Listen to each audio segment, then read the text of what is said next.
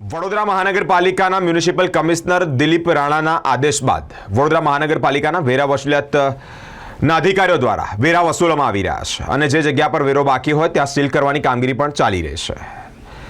સરકારી ખાનગી બાદ સરકારી અને અર્ધ સરકારી મિલકતો પર પણ હાલ અત્યારે સીલ કરવાની કામગીરી ચાલી રહી છે। વોર્ડ નંબર 19માં મકરપુરા એસટી ડેપોના કેન્ટીન અને ઓફિસનો વેરો બાકી હોય, લગભગ 45 લાખ ઉપરનો વેરો બાકી હોય ત્યારે એ જગ્યાને સીલ કરવામાં આવી રહી છે। મુસાફરોને તકલીફ ન પડે તે માટે એન્ટ્રી ગેટ અને એક્ઝિટ ગેટ પર સીલ કરવાની કામગીરી નથી કરવામાં આવી, પરંતુ ઓફિસ અને કેન્ટીનમાં વેરો બાકી હોય ત્યારે સીલ કરવામાં આવ્યો છે।